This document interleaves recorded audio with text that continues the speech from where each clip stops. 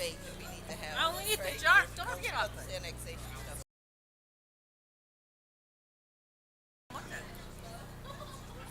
the dark chocolate. The dark chocolate. I only eat like one. You don't like Dove? I'm not a. All right, we're going to get going in a minute here. Well, the lifesavers. Because of that. Or even the lifesavers. Wham. All I have to do is hold it and everybody goes quiet. I love it. That was kind of close to that. Okay.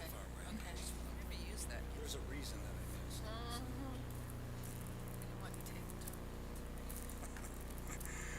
All right, welcome everybody. Appreciate y'all being here tonight. And this meeting is now called to order. The regular meeting of the Board of Commissioners, Town of Waxhaw, January 24th, 2023. So at this time, I'm going to ask if there's any requested changes to the agenda or not, and would somebody then either request or make a motion? I'll make a motion to approve the agenda as published. All right, motion is up to approve the agenda as published. All in favor? Aye. Way around, unanimous. Thank you. All right, so now if you'd join us all for the ceremonial opening, if you'd please stand, and we're going to do the Pledge of Allegiance and remain standing for a brief moment of silence.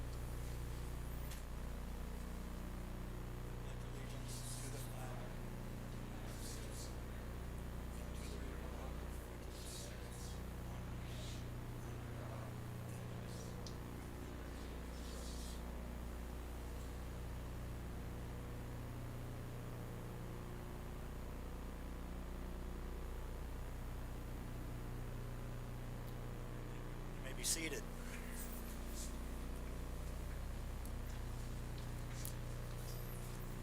All right, we'll start out tonight with, looks like general public comments. So Mr. Edwin Elam is up tonight. So Mr. Elam, would you get up, state your name, address, and all that pertinent information?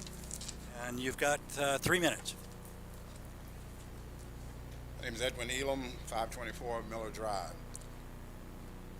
Mr. Mayor, Mayor Pro Tem, Commissioners, Town Clerk, Town Manager, to the Town Attorney.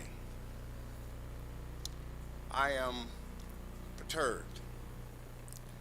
The full weight of the United States Constitution, the laws and statutes of this great state of North Carolina, and the Town of Waxhaw's Charter of Record has come to this chamber tonight.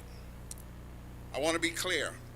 I am here on one mission only tonight, and that is all. Focused on just one huge farce and situation that has been bum-fumbled buffoonery and caused by a small cadre of friends of the same ilk who have failed us all by not providing the facts of those of us who have given funds to a questionable foundation on your financial agenda tonight. What good is our training and experience if we are not used it to bring out these things when you are one of the best of the best? And you call these things out, and this is not good. How I look is nothing to do with whether you address an issue or not. I am asking for a forensic accounting by the folks, each of you, who are charged to protect us all from the sometimes filthy elected government players on this single matter, and to make sure that there is no fraud or conversion. Because the treasurer, Ms. Denise Truesdale, called me last week after the article ran and said, "Edwin, what's going on?" I knew that others were probably taping the call, so I got right to the point and asked her to make sure that she provided the information that I asked for. I clearly asked for the Waxhaw Police Department's financial files report, and I do this again tonight in a very public forum, on the record, so that we who have provided funds can get the facts before a vote seeking a proceeding that could order a ducis tecum, which could be ordered to get this information of this frivolous and contrary Waxhaw Police Foundation Board who has failed us. Ms. Truesdale said I could not have it. Mr. Mayor, the Town of Waxhaw Board of Commissioners, I know this sitting configured board was not part of the questionable financial impropriety a few years ago. We know the current chief of police was not here. And I called it out in a very public way because it was wrong. Many erred in not listening to the one person who knew that it was not right, me, your boss. You work for me and the common good for all others in this jurisdiction, and I understand that very clearly. There is much common good and documentation surrounding this matter, and it makes good common sense to do the right thing. I am going to provide the remarks to the assistant clerk, and again, Town clerk now. it is wrong. Thank you very much. All right. Thank you very much.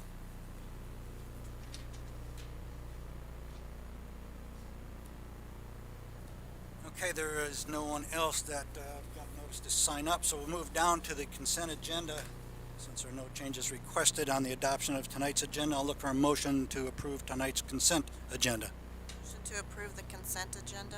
Motion's up to approve tonight's consent agenda. All in favor? Aye. No opposed. Thank you. Unanimous. Okay, we're going to go right to recognitions. First one up, Mr. Matt Hubert. You'll be, where'd you go, Matt? I know you were in here a second ago. There you are. You have the microphone. Thank you. It is with great pleasure that I recognize one of our best and brightest for 10 years of service to the town. Christopher Rice has been a Swiss Army knife for us over the 10 years. He started in planning and then he moved to erosion control when we brought that program online. And we've also added now ADA coordinator and probably traffic calming to his repertoire. So we continue to be pleased with his service, and I hope he'll stay much longer. So I will happily pass this on to you. Thank you. Congratulations, and if you'd like to get some spotlight. I just want to thank this board and previous boards. I want to thank all the people that I work with and all the previous people that I've worked with over the years. They've made my time here really great, and it's been a good 10 years. Doesn't seem like it, but I hope there are at least 10 more if you'll have me. But I appreciate everything everybody's done. Thank you. Well, congratulations for being there. So when Matt says traffic calming, does that mean I'm going to see you standing at the intersection or something like that?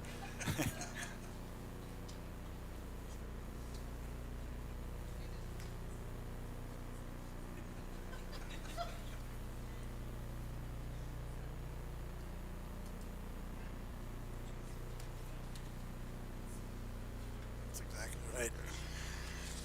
Thanks, Matt. And Chris, congratulations. And of course, we'll have you. So thank you very much for all of what you do for the town. Next up, Chief Greg Collins. Chief, you got somebody to introduce to us tonight. I do. Commissioners, Mayor, Manager, Mr. Attorney, and family and friends out here. Tonight I have the pleasure of introducing Officer Matt Weinstein. Officer Matthew Weinstein grew up in a law enforcement family, and his father is a retired NYPD detective.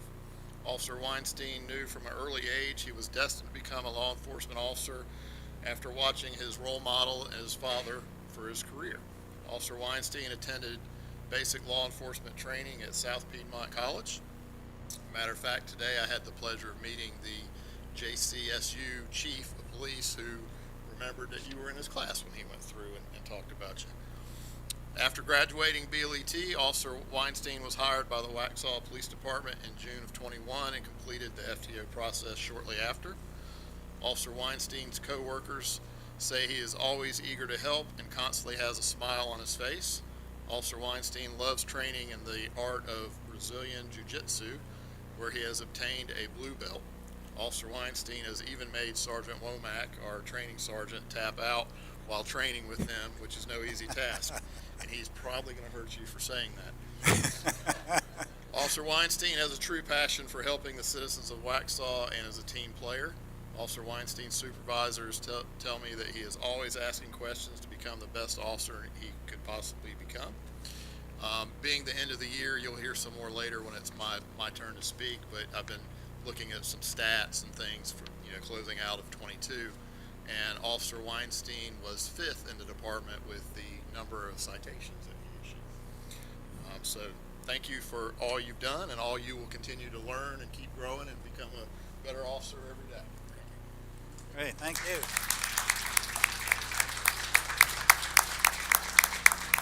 And if I could, I have a bonus recognition. If A that's bonus okay. recognition. Bonus We'll recognition. go for it. Bonus round. All right, bonus round. Today is Town Manager's Day. Who knew that was a thing? Well, apparently it is. So I'd like to introduce you to Town Manager Jeff Wells.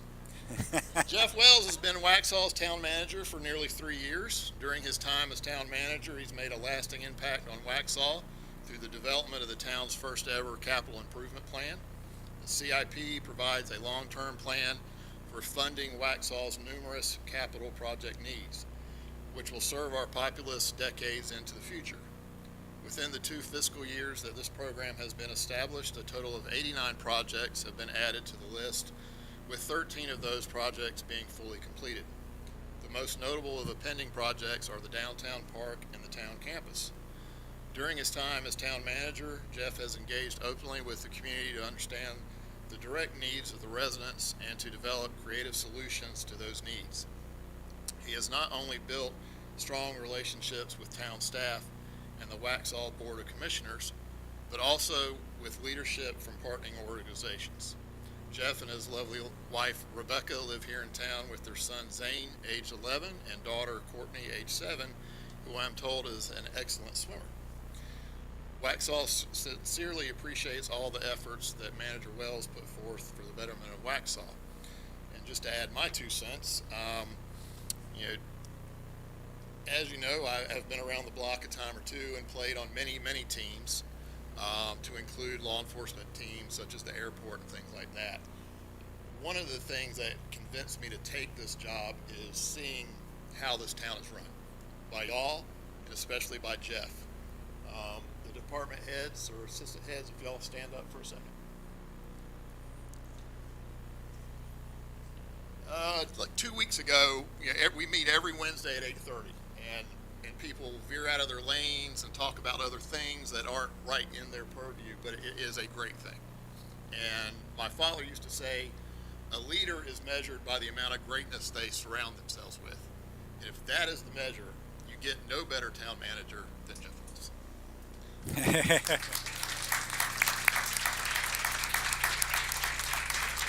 All right, Jeff, it's your turn to bend the microphone your way, if you'd like.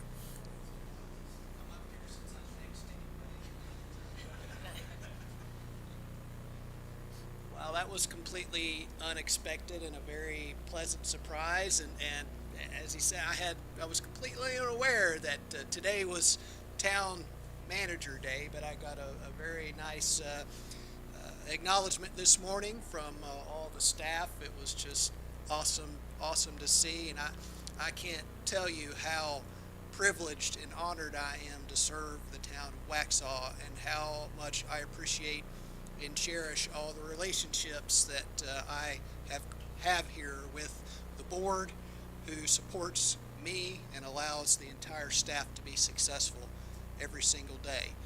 And when it's all aligned, you see the success that we all can have every single day. And it invigorates me. I know it invigorates the staff, and we're just looking forward to what's to come for 2023 and beyond. We're really looking forward to the retreat and getting guidance from the board for the upcoming fiscal year, and our other visionary guidance that we need coming up. And we just have an awesome team, and I'm just very lucky and fortunate to be a part of it. So thank you very much for the kind words. And it's about everybody in this room is why we're all so successful. It is exactly that. We are and have become quite the team, and thank you for helping shape that and moving us forward. And some of us that have been here for a while, notice the difference, and so we want to thank you for all the hours and effort that you put towards helping us run fiscally responsible and morally responsible. I appreciate that. Well, thank you very much again. I really appreciate it. Thank you. Thank you, everybody.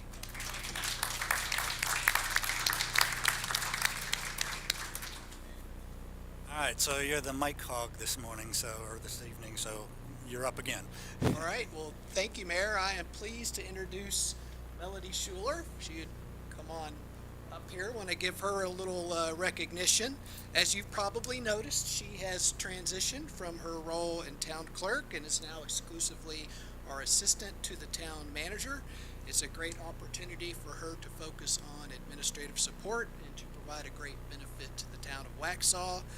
It also provides her an opportunity and prospect for her to reach her career goals.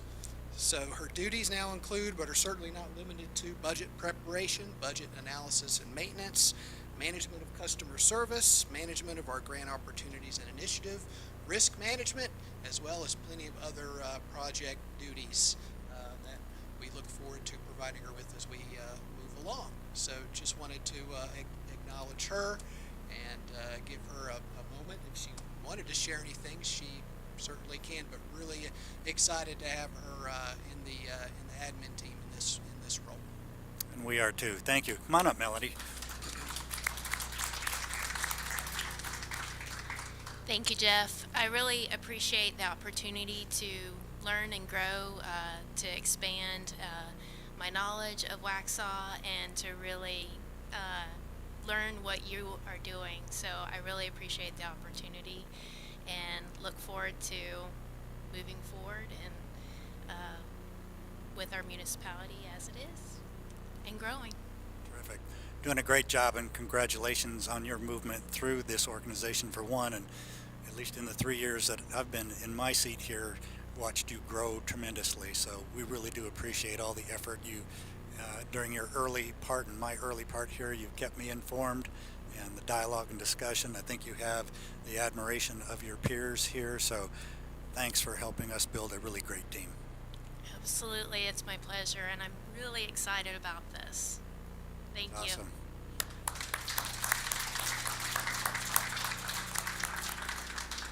All right, next up we have Miss Rosie. Come on up.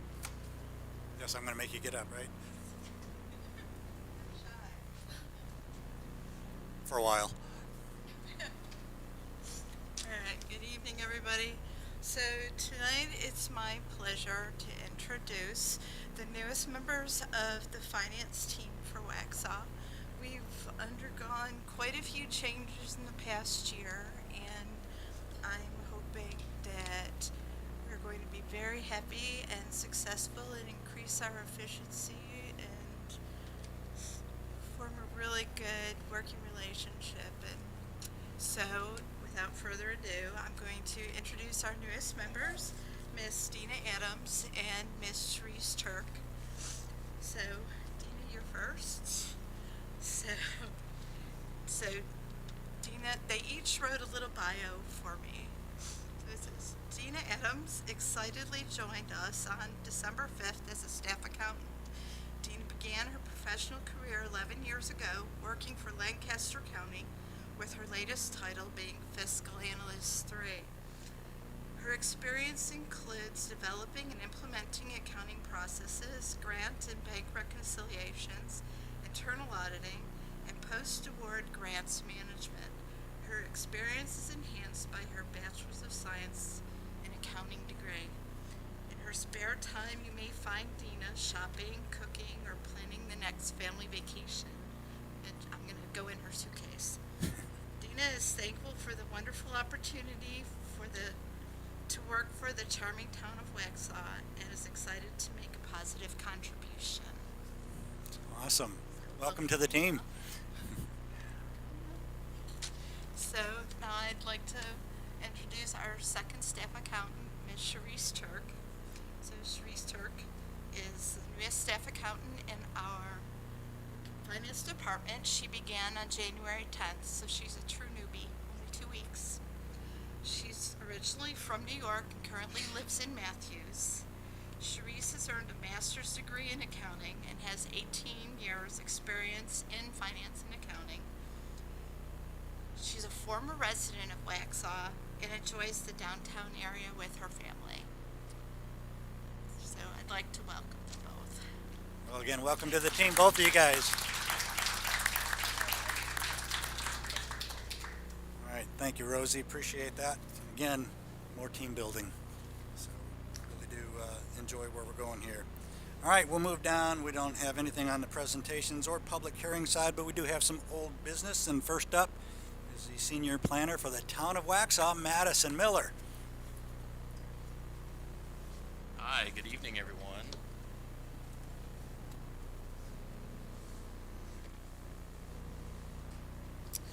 Okay, I am before you to present one of our 3 text amendments. So this is a text amendment to modify our accessory structure requirements. So petition TA 014425-2022 is a request by your planning department to amend section 4.5 general use regulations. And so this is specific to permanent outdoor stages. And so we're requesting to add the following requirements. A permanent outdoor stage as an accessory structure shall follow these requirements. And so they shall follow the topography of the property and locate stage as to lessen noise to the residential areas. Stage shall be designed with sound absorbing materials such as foam, carpet, and acoustic panels. And then they should add the addition of noise barriers such as masonry walls, acoustic fencing, large planters, and evergreen shrubs. And then finally, if necessary, the zoning administrator shall require an acoustic consultant to prepare a sound reduction plan. At our November 15th planning board meeting, they recommended the text amendment move forward to you all once staff had time to make the needed modifications to our requested changes. And then so I am before you tonight to request a motion for approval for this petition. And then I am here to answer any additional questions. All right, well, thank you. This has been before us before. You've guided us through this, so can I ask any questions, comments, thoughts to Madison? Commissioner Hall. I just think you did a really great job of absorbing all the comments and feedback that the board gave you and incorporating those in here. So, Of course. Thank you. Others? Okay, so what we're looking for now is to move him forward on this amendment petition, so I'm looking for a motion. I'll make the motion to approve amendment petition TA 014425-2022 accessory structures specific to outdoor stages and the reasonableness and consistency statement as presented. Thank you for that motion. Any other thoughts, comments on it before we go? Mr. Mayor, Yes. I know at the last meeting I said that that could be incorporated and it could also, the reasonableness and consistency, but at that point it was something else, could be referred to and not read. But at that meeting, that particular item that we said we didn't have to read had already been made public and published. This needs to be read specifically as to why the board is voting this way, because the public doesn't have access to what this minute. So you have to read the reasonableness and consistency as well. Can you read it from the screen there? If we could redo that motion, then thank you. Motion to approve the reasonableness and consistency statement. The text amendment request is consistent with the comprehensive plan and future planning goals of the town of Waxhaw. It is reasonable and in the public interest as the text amendment provides needed updates to the town's land development code accessory structure section. Good. Will that suffice, Charlie? Okay, very good. Not a problem. All right, that motion is now up.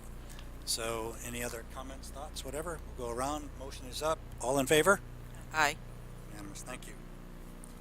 All right, Madison, we'll move to number 2, the decision to text amendment petition TA 014227-2022, modification of the buffering requirements. Your show.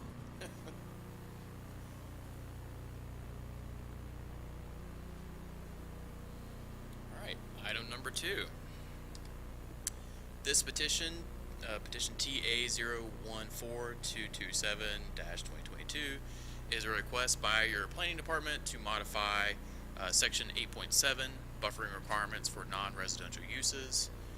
So currently, the land development code states In instances where the required buffer width exceeds that of the required setback distance, the buffer requirement shall be satisfied by the minimum setback requirement.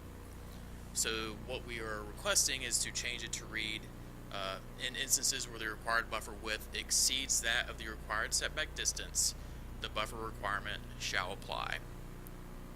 So, kind of an example.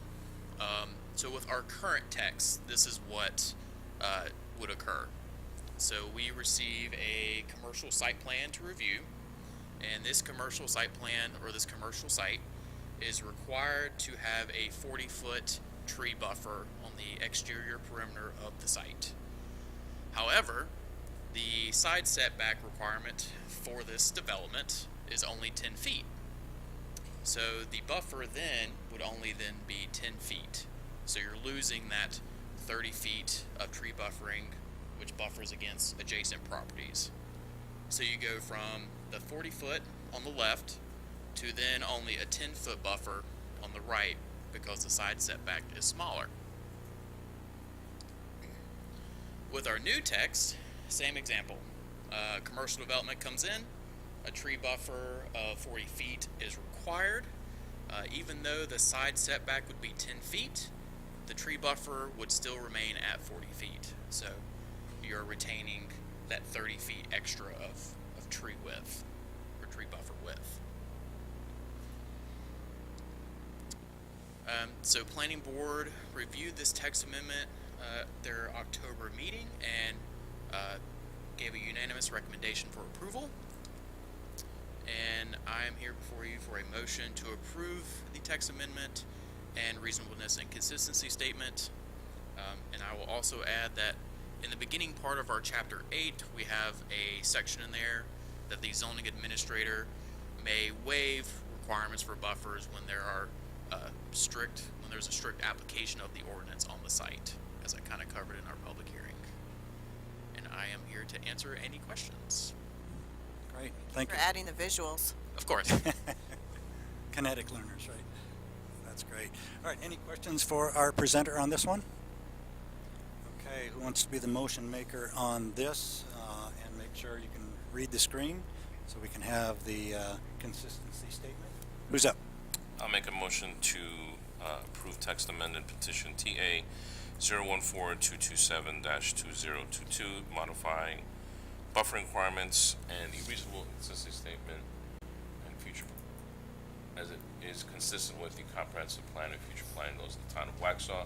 It is reasonable in the public interest in that it provides better protection from potential disturbances that arise from differing land uses. All right, very good, thank you. All right, so that motion is on the table here, so I'll ask all in favor? Aye. All right, none opposed, thank you, appreciate that. All right, we drop down to item number 3 on this one. This is the decision on text amendment petition TA 14121-2022. Addison, you're up again. So my third and final item this evening is a text amendment to modify our short-term rental requirements. So, kind of a brief summary of this. There was a court case. It is Schroeder versus the City of Wilmington. And so the City of Wilmington was having a large amount of short-term rentals. And so they proposed a rental registration or a lottery system. So all short-term rental owners had to enter into the lottery, and if they were lucky, they were chosen and they would be able to maintain their short-term rentals. Others then were unable to maintain their short-term rentals. So this went to the court system, and they ruled that so state law now prohibits a registration requirement for all short-term rentals. So the statute says may not require any owner or manager of rental property to obtain any permit or permission.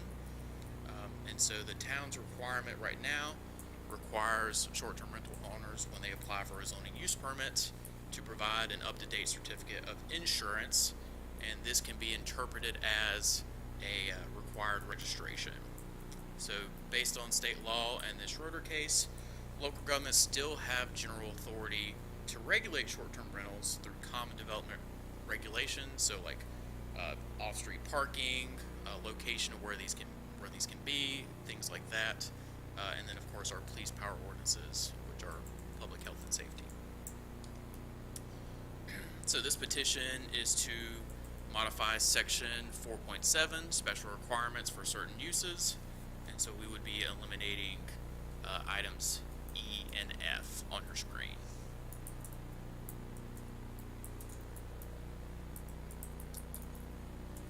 And so after Planning Board gave a recommendation, staff is adding an additional section to be removed. Our current ordinance requires short-term rentals to base their occupancy on the International Building Code standards. However, the International Building Code doesn't specify maximum occupancy, so we're asking to remove item A of this section as well. And Planning Board reviewed this at their October meeting and gave a unanimous recommendation for approval. And then the motion for the night is to approve the petition and reasonableness and consistency statement. So we're doing this by the advice of our attorney, by state law, and just as good general planning practice. Good. And part of this is conformance, correct? Yes, absolutely. Okay, great. All right, any questions for our presenter again? On our own, we've guided us through this process for the last couple times, so appreciate all the work and effort that you've put through on this. Anytime. So, but I think we're up for another motion. Who wants to read from the screen again? Motion to approve text amendment petition TA 014121-2022.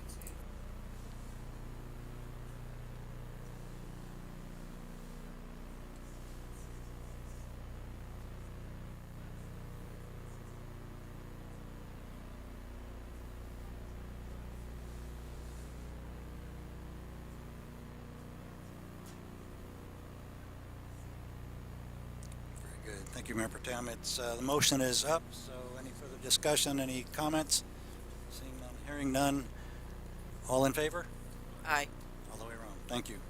Appreciate that, Madison. Thank you for that work. That's, Thank you. It's a lot of months going through that. All right, we'll move on to new business. Next up is Mr. Matt. Again, Matt Hubert is our Assistant Town Manager and our Engineering Director. Welcome back. Thank you. And as pleased as I was to recognize Chris, this is almost as long of an effort, culminating in our final formality to close out all the planning that's been done on this project and move directly into construction. So hip hip hooray. So this is two items of business. One is to approve the award to and provide the town manager with the authority to execute the contract, and then also approve the budget amendment that will fund the project through construction. So just to recap where we've been, in December we were able to hold the bid opening for the TAP project. The lowest bid was received from CEREMONIAL Development in the amount of $1.2 million and some change. I have heard really good things in checking up on the references from CEREMONIAL, so I feel like they're going to be a valuable partner to bring this project to a successful completion. Again, in the last meeting, we had to do a bit of a formality to resolve to intend to award the bid so that we could get concurrence from NCDOT. We received that concurrence the following week, and so now we have the ability through the terms of the contract to award the contract to CEREMONIAL Development. And we are also requesting a budget amendment to add funds to fully fund the project in the amount of $743,000. So these are the two motions, one to award the contract to CEREMONIAL and the next one to approve the budget amendment. Any questions? All right, well, we had some long discussion on this before, and certainly want to thank you for the years and years of work that you've done on this, and also recognize our partners with NCDOT to help us finally get through all this process, and been very cooperative, so sometimes it takes a little time. So any questions on this one to our presenter? All right, So I'm going to be looking for a motion on this one to award the contract to Nasiri Development for the TAP project. Who wants to read from the script? I make a motion to award the contract to Nasiri Development in the amount of $1,271,480.70 and to authorize the town manager to execute the contract. All right, first motion is up. Any further discussion, thoughts? All in favor? Aye. Unanimous all the way around. All right, second motion is up. Who wants to do that? I'll make a motion to approve budget amendment BA 23-001 to add the funds to the TAP project fund in the amount of $743,000. $743,000. It's a big number, huh? All right, that motion is up. Any further discussion, thoughts? All right, all in favor? Aye. Unanimous all the way around. Thanks, Matt. We're going to have you sharpen your scissors pretty soon. Absolutely. Thank you. All right, thank you. All right, next up is the initiation of voluntary annexation petition 18-230. And so, Lisa, you're there. One's on you. Thank you, Mayor and Board. A request has been submitted by the applicant Ken Orndorff with Thorn Ridge Investment Group, LLC. It's the annexation of approximately 11.97 acres. This is along Waxhaw Highway, and Mr. Tony Watts. It's approximately 1.845 acres with the address of 7721 Waxhaw Highway. To orient you to the site, I have the subject sites outlined in red. To the south is the 11-acre, almost 12-acre property, and then to the north is the Watts property. That's 1.845. You have Highway 75. And then in between is the property that we annexed last month. It's part of the overall 242 acres we annexed at that meeting. So you can see on the left, you have the property to the north and south, and then this piece has already been annexed.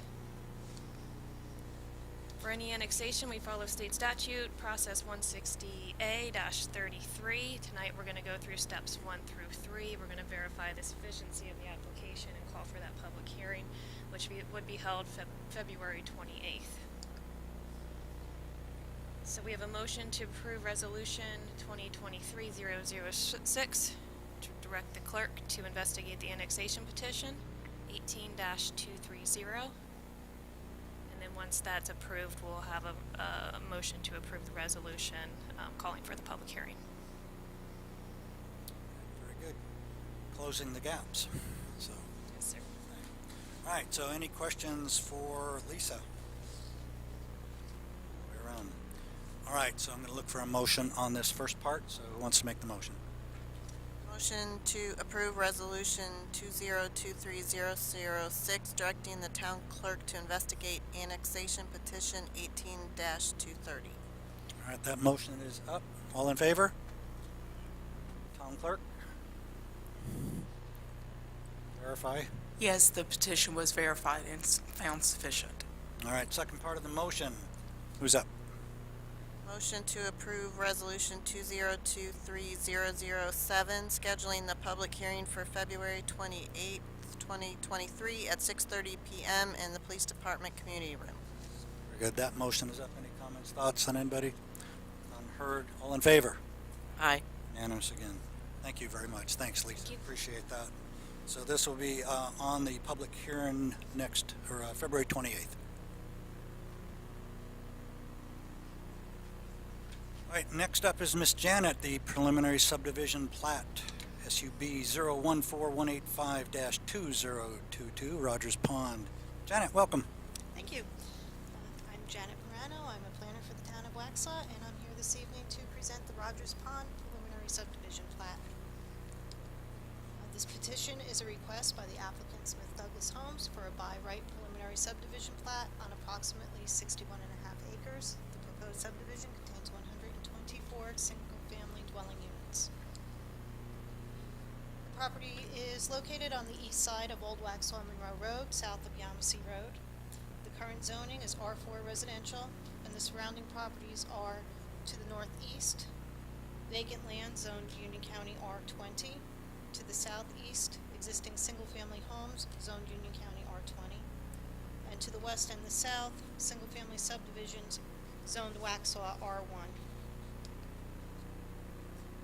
Using the R4 cluster option, the maximum density allowed is 5 units per acre. The proposed subdivision includes 124 single-family detached dwelling units with a density of 2 units per acre.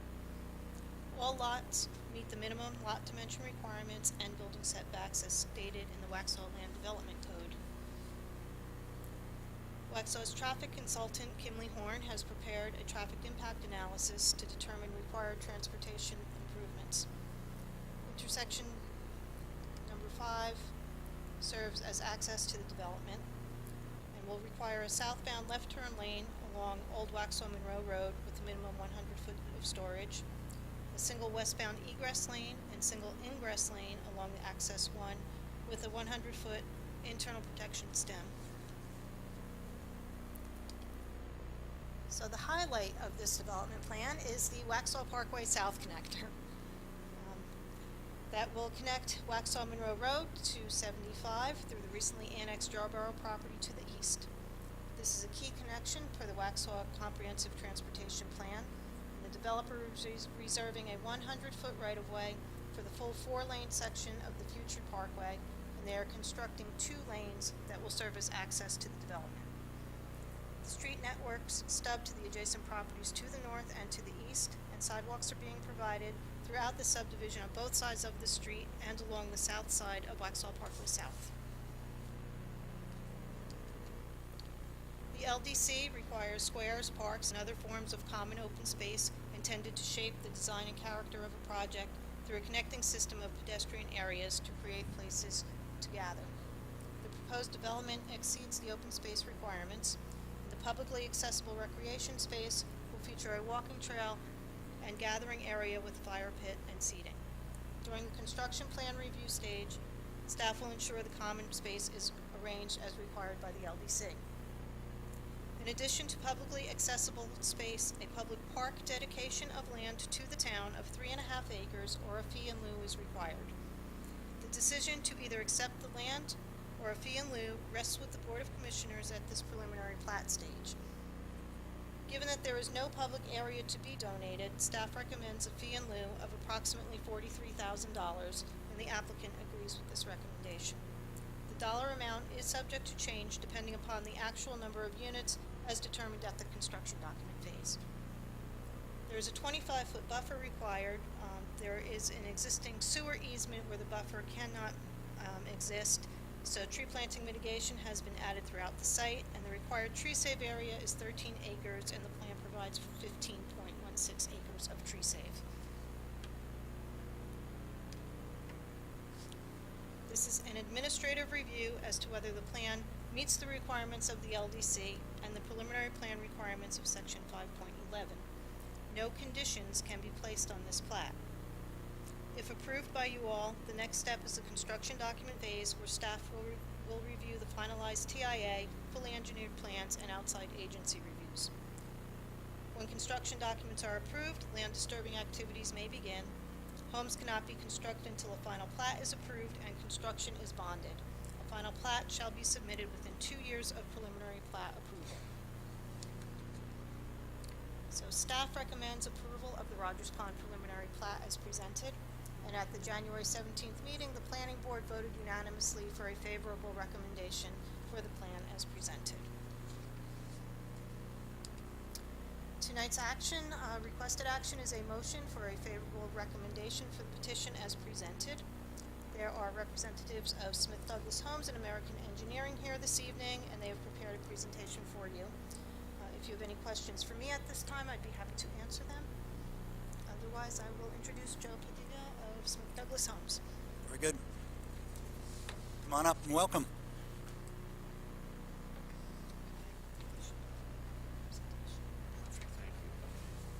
Thank you, Mr. Mayor, members of the board. My name is Joe Padilla. I'm with Smith Douglas Homes. It's good to see you again this evening. I just want to take a couple of minutes. I think your staff did an excellent job walking you through how we worked, I think, very, very effectively with them over the past few months to come up with the site plan and a plat that we think will work within the context of your ordinance as well as within the zoning that you approved last year. But I want to really quick just tell you about who we are. If I can do this right.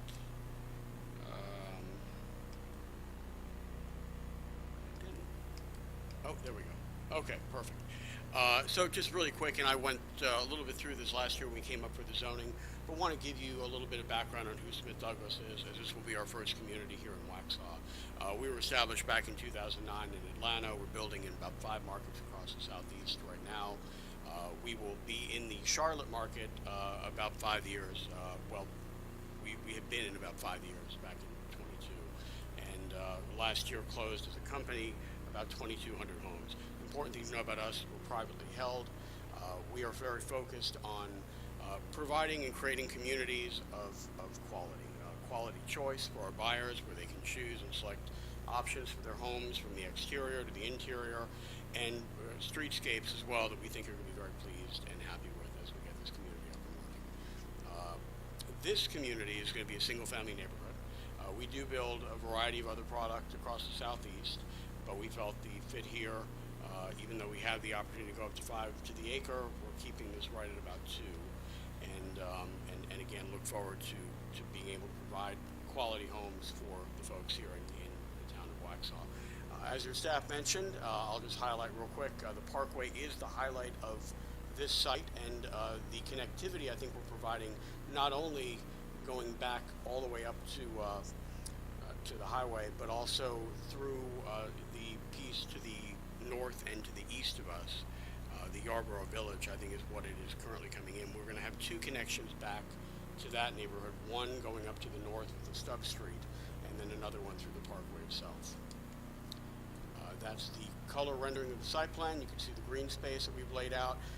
As we talked about when we were here for the zoning last year, as your staff has mentioned, the site constraint here is the power easement going through the middle, but we think American has done a great job really giving a design that gives us 2 phases and 2 different pods of this community, and then a significant amount of green space around the pond itself that we think is going to be of great value to the community.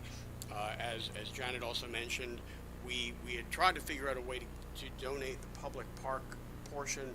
This site just does not allow it with all the easements, so we would request payment of a fee in lieu, and your approval of that. This will be 124 single-family detached homes, average lot size about 51 by 115.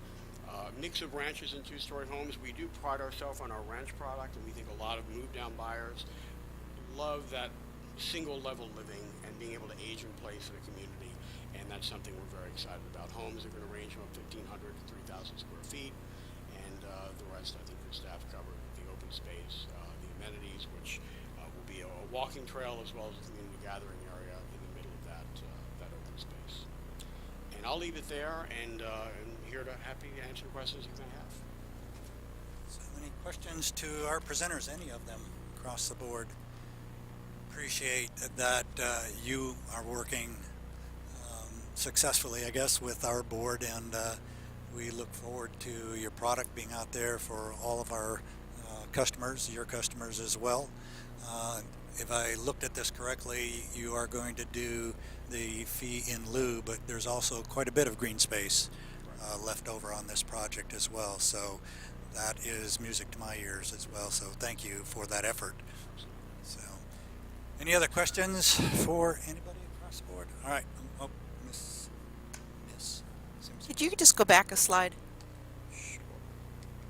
Oh, and one more. One more, okay. One more. One more, okay. Here we go. Janet, I don't know if maybe if you, it's more a question for Janet, but this slide really kind of, so I just want to make sure I understand that when you showed it, this project is the project in green, and then the project to the northeast, I think you said it was R20, but that had already been annexed in for under us for, I think we put, what type of zoning on that? R3, R4? R3 adjacent to it? Okay. But this project, when it came into us, we put R4 zoning on it, right? Which would allow up to 5 units per acre. Yes. And in reality, we're getting 2 units per acre, which is a lot less than what we zoned for, probably because of the easements and the constraints. But out of that, the developer is going to build a 2-lane section of the Parkway southeast for us, correct? Yes, that's correct. and then that's going to join adjacent to the property that we just annexed in, which on here is in blue, correct? Yep. So Yes, this is a right. big significant, I guess, win for us in a sense to help solve our traffic issues, which I know is one of our number one concerns that we hear from citizens all the time. So Yes. this future planning to secure this southeast section of Waxhaw Parkway will go a long way to help with the traffic and congestion as we continue to move forward. Yes, and far into the future, they are reserving a 100-foot right-of-way for 4 lanes, and they're building 2. So the developer will build 2 lanes, and we're reserving the right for 2 more lanes to be added at a future date when we can get caught up or Yes, that's correct. grow. That's great. All right, any other comments, thoughts, questions for our presenters? All right, so on this, I'm going to be looking for a motion. Who's up? Motion to approve the proposed by right subdivision 014185-2022 as presented, which is consistent with the Land Development Code subdivision requirements. All right, motion's up. All in favor? Aye. Way around. Opposed? I said aye. I'm supposed to say the I word. Oh, that. I wasn't listening to you. All right, that was unanimous. Thank you very much. Appreciate that. All right, next up. You get me.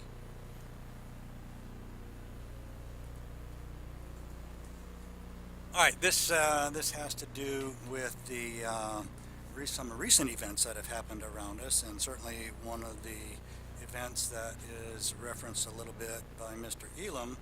But again, since this was a news segment that obviously reflects on the town of Waxhaw, we want to make sure that our listeners and our readers and all of our citizens have at least some understanding of some of the things that transpired since the inception or even before the inception of the Waxhaw Police Foundation. So it came to our attention a while back in about early or late 2021. Our then Director of Finance posed a question regarding the relationship between the town of Waxhaw and the Waxhaw Police Foundation. The question was, does the town of Waxhaw have a policy on how to accept donations from an entity such as the Waxhaw Police Foundation? As they dug through the information that was available to them, another question or several questions came up, but it was relative to whether or not the Waxhaw Police Foundation was a component unit of the town of Waxhaw, and as a component unit, just like our ABC board is and exists, would they be required by state statute to report its financials to the town? In the initial research by the Director of Finance at the time of our public records, it was discovered there had been several emails over the course of a couple of years questioning how the police foundation was formed, who paid for its foundation, and whether or not it was actually a component unit of the town. And according to the public records that are available to us, or anyone else for that matter, show that since its inception, the Waxhaw Police Foundation was formed as a component unit of the town of Waxhaw. It would not have any reporting requirements, though, until it had financial activity. And we know now that the foundation has had at least 2 major significant events. They had 2 golf tournaments, so that would certainly qualify it as to having to report to us. Otherwise, it could stay dormant for a period of time until it had significant financial reporting requirements. So with that, we started to make an inquiry on how we approach this matter. And in early January of 22, the town manager had attempted to contact the president of the foundation, Mrs. Candace DeFinis, and she's a former Waxhaw town commissioner, and asked to meet and request the submittal of the foundation's financials per the requirements. That request was not responded to. Subsequently, over several months of no response, the town manager sent a formal request to the foundation to submit their financials. No immediate response to that effort was received. I was personally contacted by Mr. Earl Cook, who said he was assisting in the formation of the foundation, or had assisted in the foundation of the formation, and represented either the current board or some of the former members of the foundation. We had a very long talk, about 40 minutes, about the foundation and its formation and what its reporting requirements were.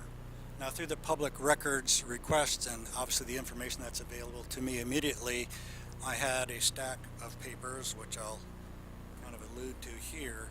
Those are at least most all of the public documents that we used in our research to determine whether or not this foundation had reporting requirements to the town. I'd shared that with Mr. Cook, who said he was going to go back and share that information with Mr. Finnis. He stated that he might have information that might be contrary to the information that we have, and so we asked him, if you do, please provide it to us. We have this on record. If there's something different than what we have, we'd certainly be interested in seeing it and then would respond accordingly. No documents to the contrary so far were provided. In midsummer of 2022, after several requests by the town manager to connect with the president of that foundation, we finally got a hold of one of their other board members who facilitated a meeting that we had at the McDonald House.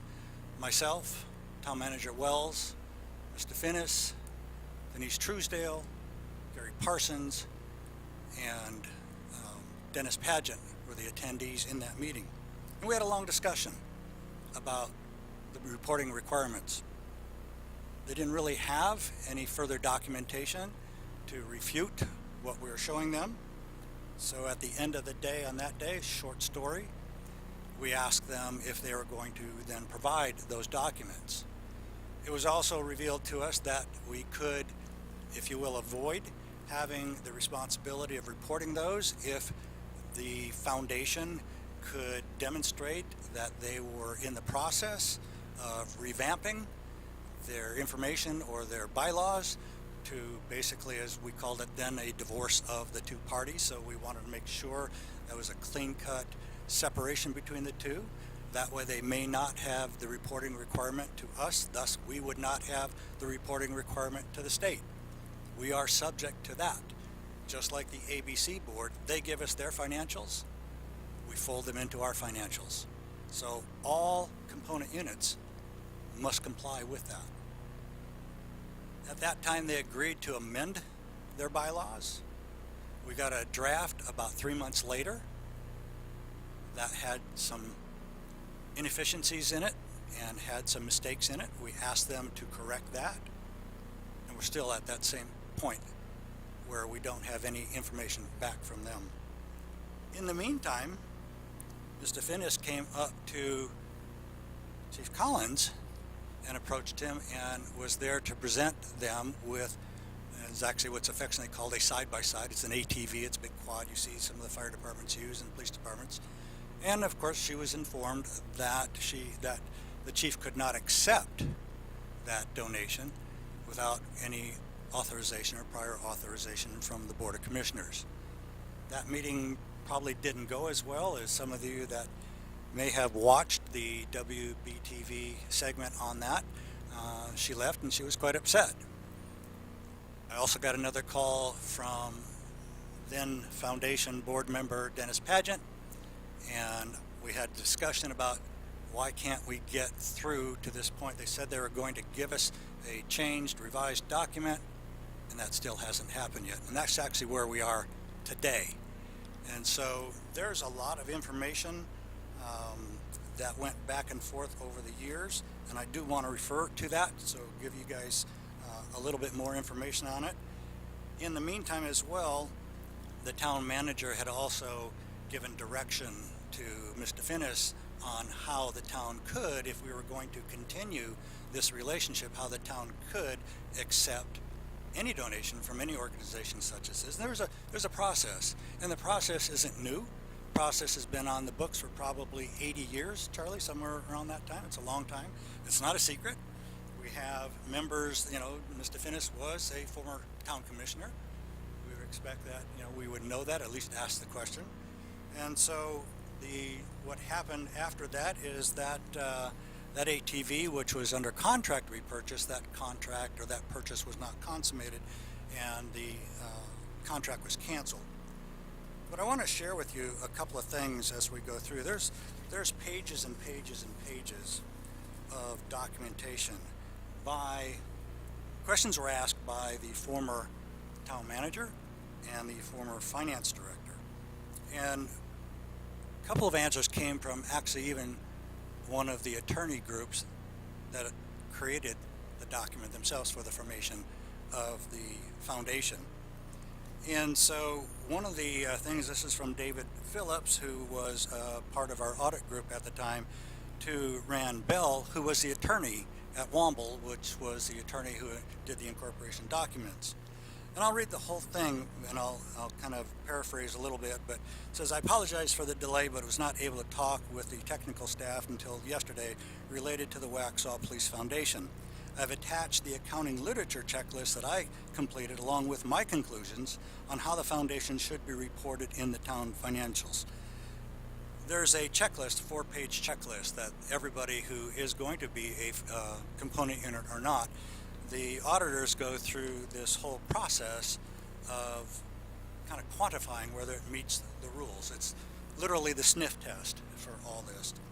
The result of that is, at the end, it says that the Waxhaw Police Foundation, they call it a CU component unit, should be included in the financial reporting entity and presented as a blended entity. Goes on further, it says, to give a clarification of this, unfortunately, the foundation is a component unit of the town, but since its current activities and balances are not material to the town, it does not presently have to be reported in the town's financial statements. And this is back in 2019, so it didn't have any activity at that time.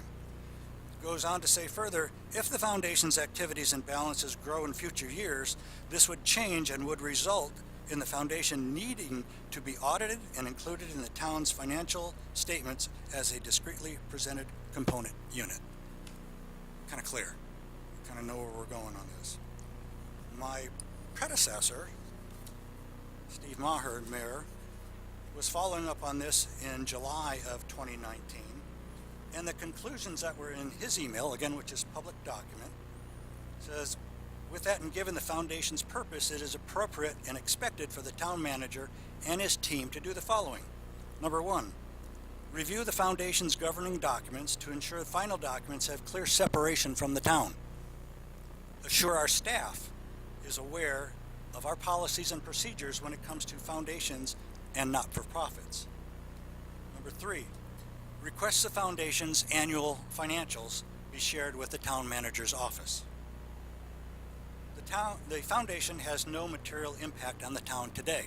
Again, this was in 2019, July. Because their focus, however, is Waxhaw and the police unit, it is possible that sometime in the future that they will have the potential to be classified as a component unit of the town. They already are. If this ever happens, the town at that point would then need to report the foundation as a component unit, very similar again to the ABC board, and in the town's financial statements per the accounting guidelines. Again, more clarity. Again, this is documentation that was shared with the entire board of the foundation and their representatives. So it's pretty simple and clear to us anyway, unless there is any documents to the contrary that this is a component unit of the town of Waxhaw. We're not interested necessarily in all of their activity, except we have a requirement to report their financials and fold them into ours. We've made that request now for over a year. It's been about 14 months and still don't have those. So at this point, I think that we all should ask for a little guidance from the town attorney. Can you share a little bit on this? What's your recollection? You were involved in a little bit of this in the tail end. Well, I'm not sure if this is on. I can't tell. It doesn't have a light. There it goes. If I could just digress just for a minute to supplement what you said. Back in 2019, I was asked to see if the town had any kind of corporate oversight of the foundation.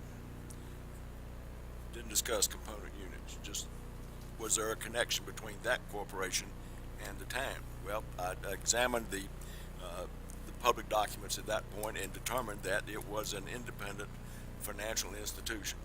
The town had no oversight or supervisory connection with that as a corporation. It was left there.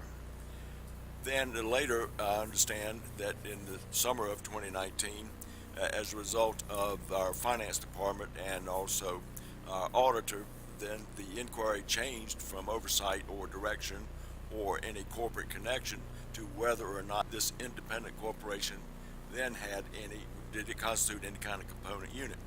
But it wasn't presented to me to make that inquiry until 2022, when all of this came up.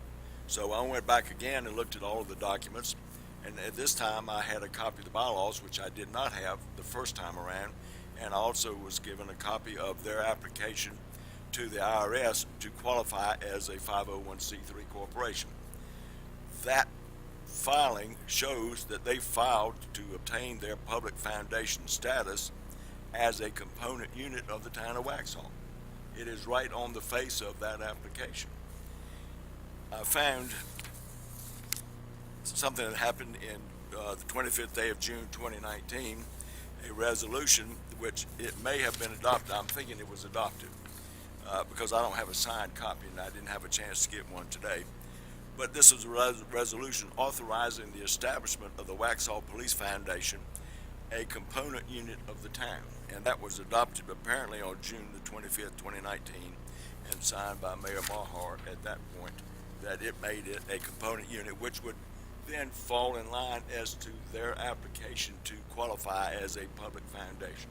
It did not qualify as a private foundation, but as a public foundation, and as a public foundation, it has to be a component unit of a public unit.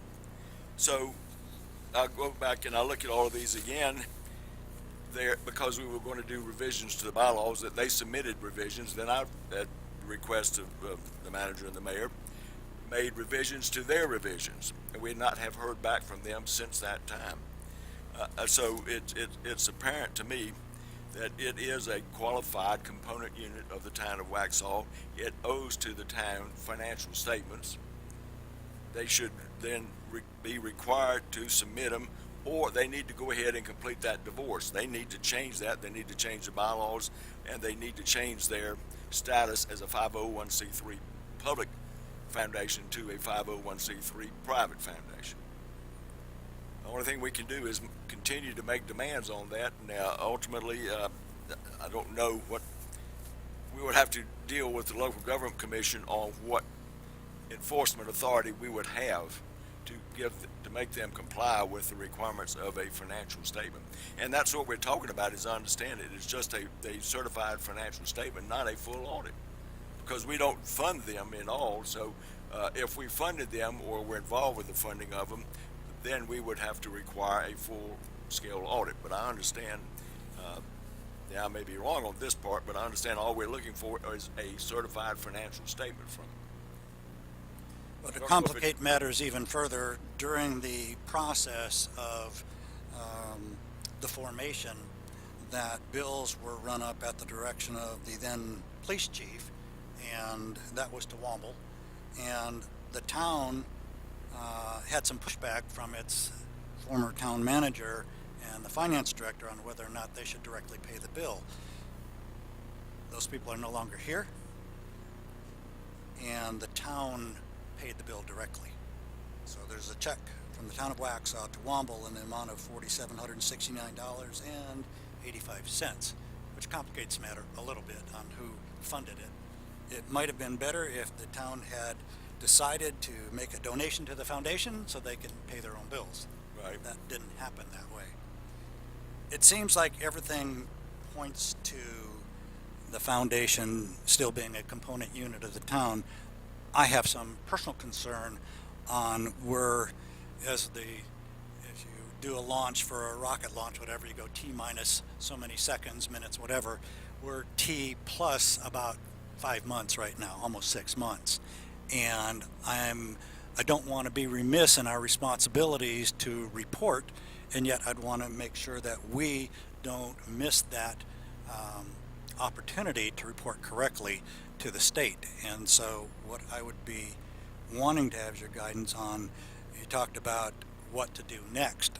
I think we have to, I guess if you will, explore the opportunity or the reason to compel them to provide.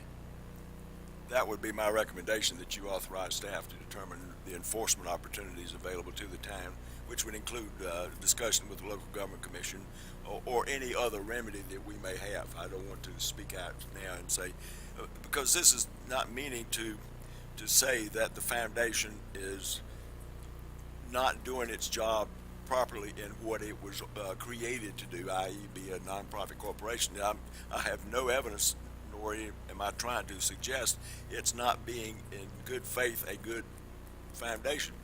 What is lacking is this financial statement that they just simply, at this point, refuse to turn over to the town, or alternatively do the divorce, as you say, from the town and create itself in a private foundation environment.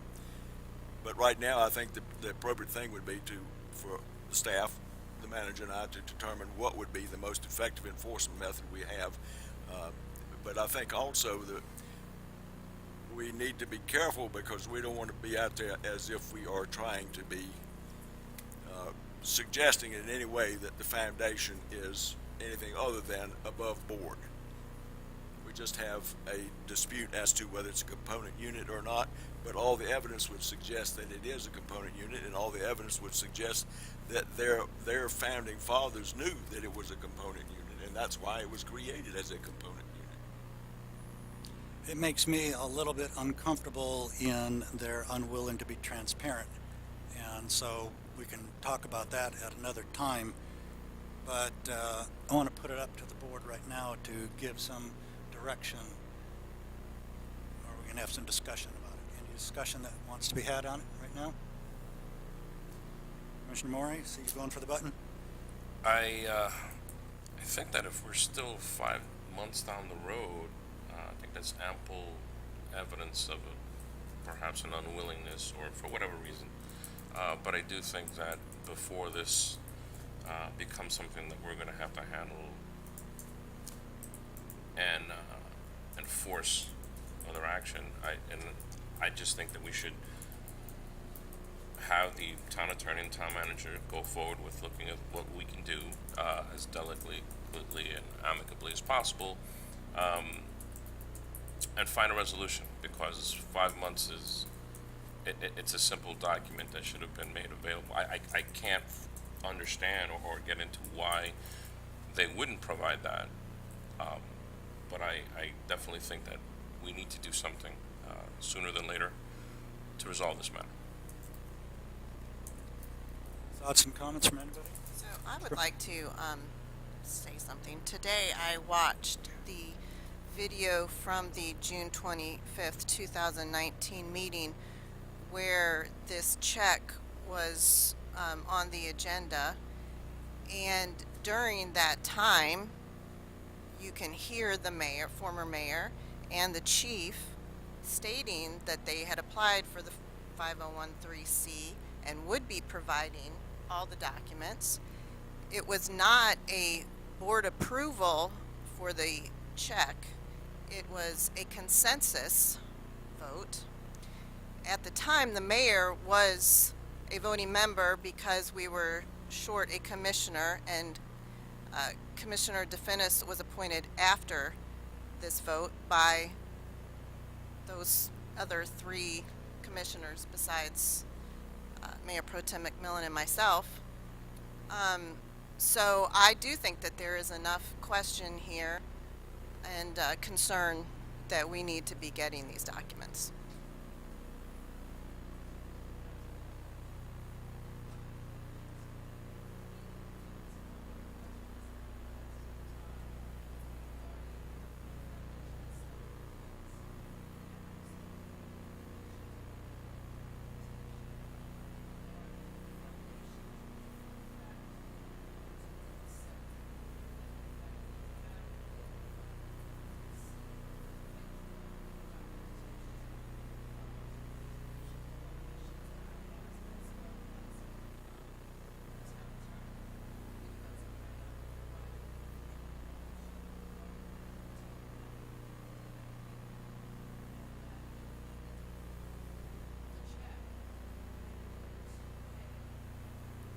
the attorney so that they could in fact separate themselves and that those documentations would be provided that following month. I would also, just one Go ahead. other thing.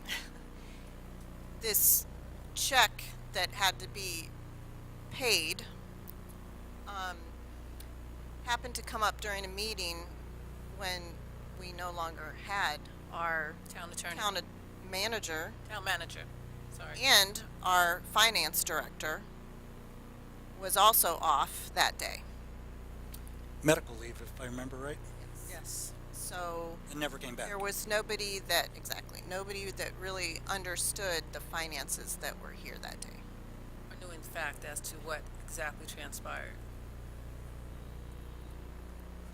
Charlie. Mayor, I'd like to add one more thing to the history also, on the idea of a donation and the town having to accept it.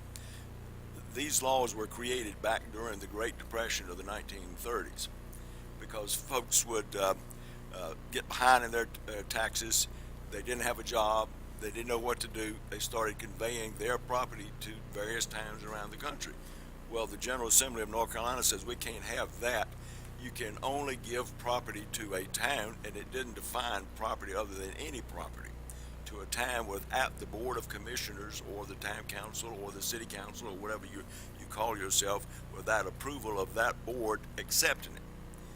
Tonight, if you go back to your consent agenda, item number 4, approval of an ordinance to establish a budget amendment ordinance to accept cash donation received from park and recreation events. That's an acceptance of property. We see this on the agenda all the time on a budget amendment ordinance where you are recognizing a donation to the town, and then you're doing a budget amendment ordinance placing those funds in a certain fund. Even your DEA funds and all those, when they come in, they come through the board to create a budget amendment ordinance. So an acceptance is not, well, we're here and we don't know if we want this or not, but it just takes an action by the board to accept it. It's not a big deal. It's not sinister. It's not political.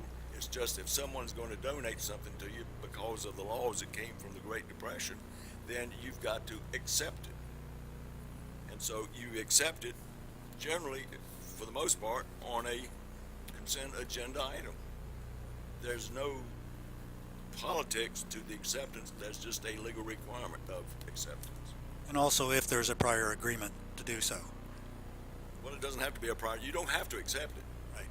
You just don't simply adopt that acceptance order and the ordinance doing a budget amendment. But still, it's just a simple process, and it's not a mysterious process, and it's not like you were saying we don't want this or we want to look at this further. It's just, no, you've got to go through the motion of accepting property. Right. By the board. And then whether it be cash, whether it be tangible, intangible, or whether it be real or personal, any kind of property has to be accepted by the board. We've made some long strides in trying to be cooperative during this last 14, 15-month period.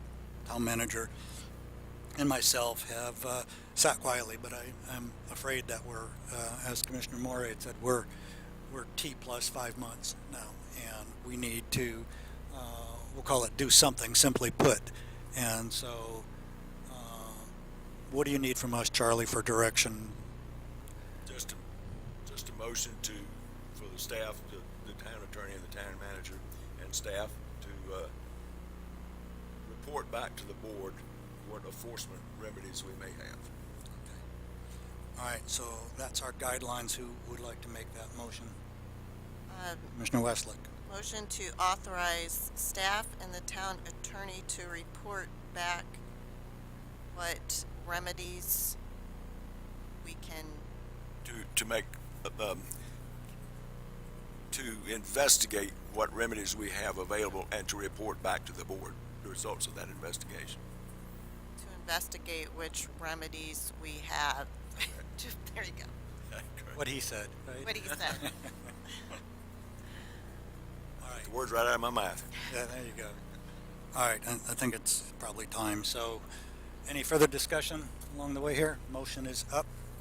Commissioner Hall, you push the button. That isn't for action. That's just to find out what options are available. That's correct. Because What's you guys don't know what options are available. That's correct. So you have to investigate it. Well, it's never come up before. Someone failing to or not responding to a audit, a financial statement requirement when you're a component unit. It just never has come up before. So there's one remedy that I don't need to investigate, but I'm not sure I want to mention that remedy, because if I do, you know what the headlines are going to be tomorrow. So all I want to do is give a report back to the board on what all the remedies are we have available before we suddenly find ourselves in a situation that we don't want to be in. Fairly said. All right, so if we still have that out there question, Mayor Pro Tem. Okay, before we vote on this motion, a follow-up to Commissioner Hall's question.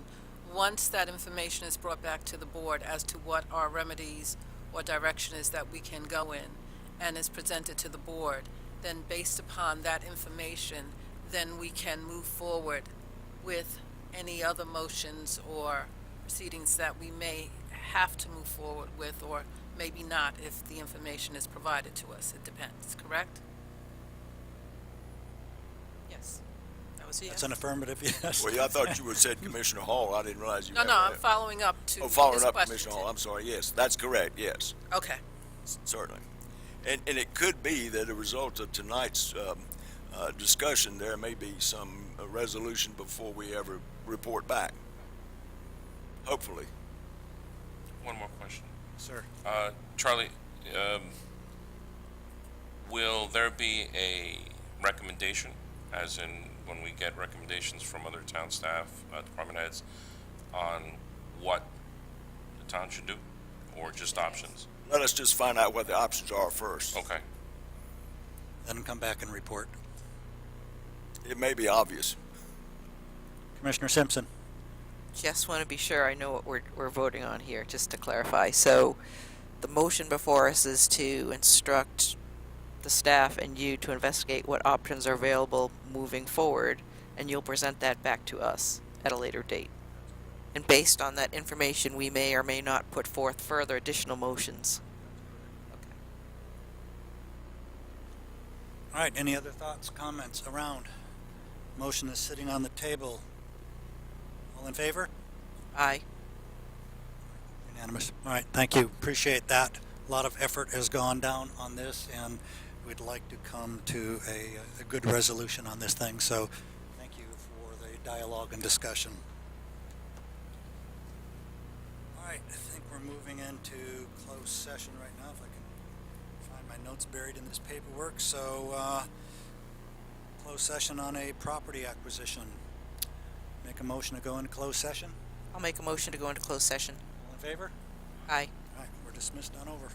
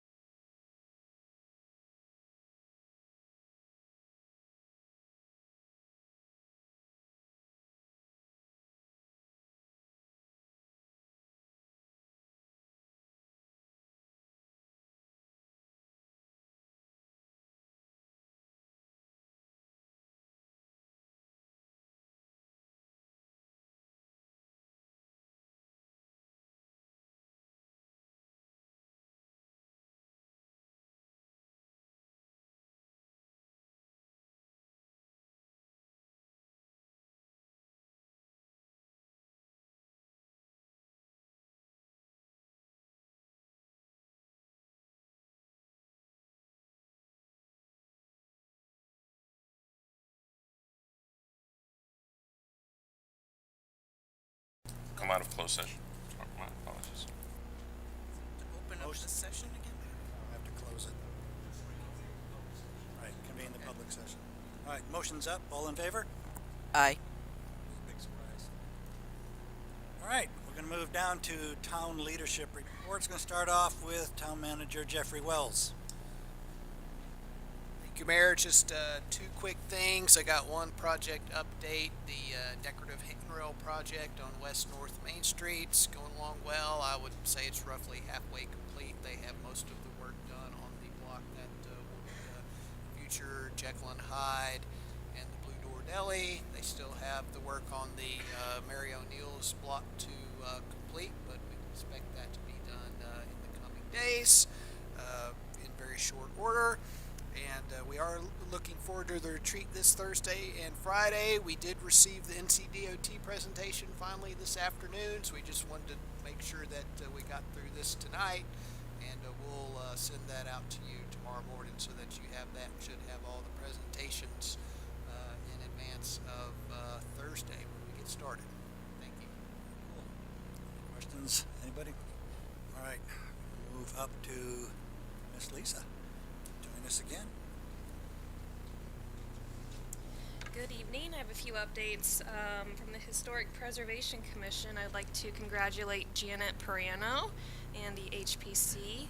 Today, the town received our CLG status from the U.S. Department of the Interior.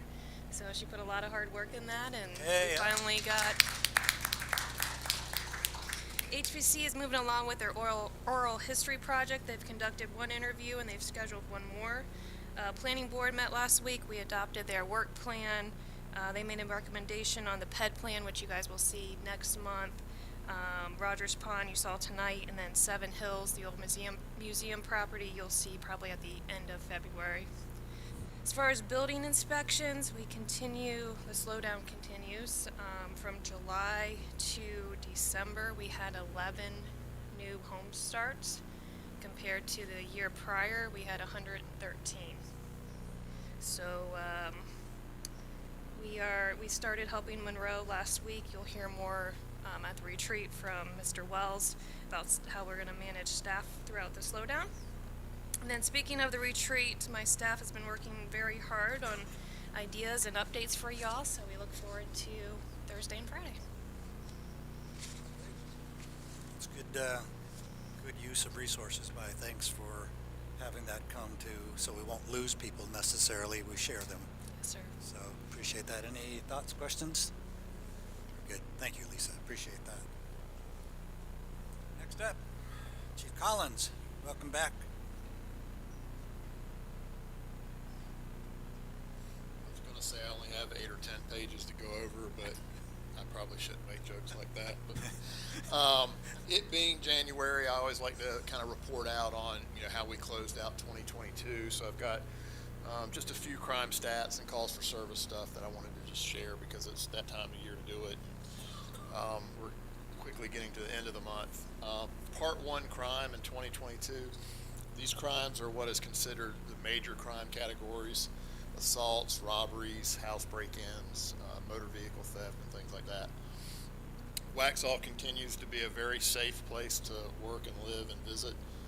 For the year, we finished with 183 Part 1 crimes reported compared to 161 in 2021. So slight increase, but the primary driver for this was just straight larcenies, and the biggest increase in that subcategory was shopliftings. So the Lowe's, the Harris Teeter, really the Lowe's, and Walmart. We do have a very good working relationship with their loss prevention and sharing information, and they call us, and we've made quite a few arrests out there. So continue to be a focal point for us, and hopefully the word would get out with some of these habitual theft people that we see come out of Charlotte, and they'll just stay up in Charlotte. Looking at calls for service, there are 2 types of calls for service: citizen-initiated and self-initiated. 2022 saw a 6.4% decrease in citizen calls for a total of 6,360. 401 less calls from citizens. Can be a good thing, can be a bad thing. I prefer to think of it as a good thing. They're calling us less because they need us less for certain things. Of note, Saturdays were our heaviest days for these types of calls, with 977 coming in on all the Saturdays for the year. Friday was the next highest at 894, so it's a weekend thing. Busiest times for the year are what you would expect in our quaint little town. 11 a.m. to 9 p.m. and after about 11 p.m. everybody goes to bed and the calls drop off substantially. Alarms, animal calls, accidents, and disturbance calls were some of the highest generators. Though there's been less citizen calls, officer activity has gone up tremendously, so we've actually generated more calls in total than last year. In 2022, officers initiated 24,978 calls for service compared to 20,648 the year prior, so a 17.4 increase. So what are they doing while they're out there? Officers conducted 1,292 business checks on our local businesses, 177 foot patrols, and 17,893 preventative patrols. This is when they're out in the neighborhoods looking for criminal activity, suspicious vehicles, making sure kids aren't out vandalizing things and stuff like that. Officers conducted 3,219 traffic stops, resulting in 1,169 state citations and 1,159 written warnings, which I think is a great ratio. I call it hanging paper. Don't hang paper on everybody. If you can talk to them about how they're driving or rolling through a stop sign, just do a written warning as a little reminder. And I'm considering the idea of having officers express to them of how much that would have cost you. You know, that stop sign's $110 in court costs, $25 fine, insurance points, and things like that. So here's a written warning, and realize that we just saved you hundreds of dollars before it's all said and done. What effect has this increased traffic enforcement had? Well, certainly combined with road improvements that the town has undertaken, we've seen a reduction in traffic crashes this year, which is probably a surprise to most people. But 350 this year versus 380 in 2021. We'll continue to look for ways to reduce crashes further. Halo locations, high accident locations that we'll be focusing on, that's computer driven, and see what we can do as far as that goes. I know that was kind of quick with all the numbers, but I'll prepare a short written explanation of all that and get that to you here in the next week or two. To echo Lisa, we're looking forward to the retreat and getting some direction on several different things, and we'll kick that off in a couple days. Any questions for me? Any questions around the table? Thanks All right. again Thank you for very much. the program of introducing all the officers as well. They get to know us a little bit. We get to know them. Half the guys that I pass sometimes on the street, I look at them and go, where'd that guy come from? So That's for sure. Thanks for that. You're welcome. Thank you. Yes, exactly. All right, any comments, thoughts from the Board of Commissioners? Anybody want to rally?